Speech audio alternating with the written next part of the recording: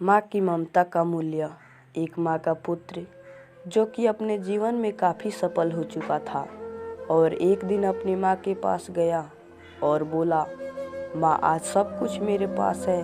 मैं जिस सफलता के बुलंदियों को पा चुका हूँ वो सब आपके प्यार और ममता और आपकी आशीर्वाद की ही देन है। इसलिए माँ मैं चाहता हूँ आपने जो प्यार अब तक दिया है मैं उसका ऋण चुकता कर दूँ।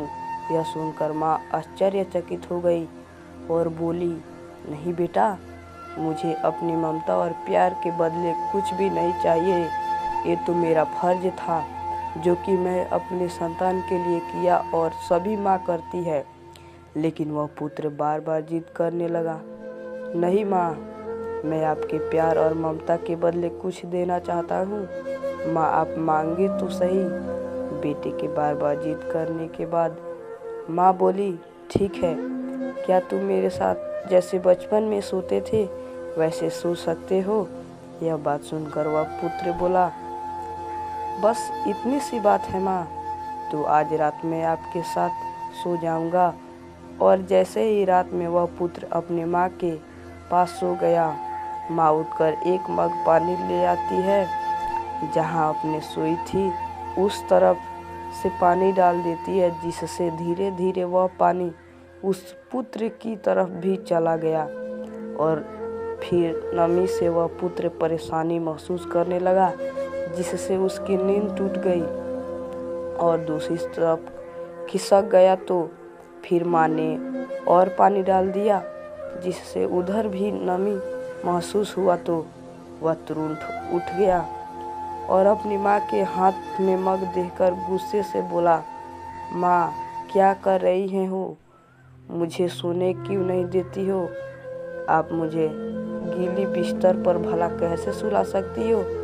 तो वह माँ बोली, बेटा जब तुम बचपन में मेरे साथ सोते थे तो वैसे ही तुम भी बिस्तर गीली कर देते थे और फिर मैं दूसरी तरफ तुम्हें करके खुद गीली स्थान पर सो जाती थी।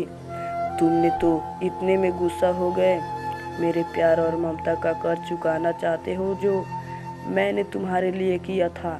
क्या तुम मेरे लिए थोड़ा सा भी एक रात के लिए गीले में नहीं सो सकते हो?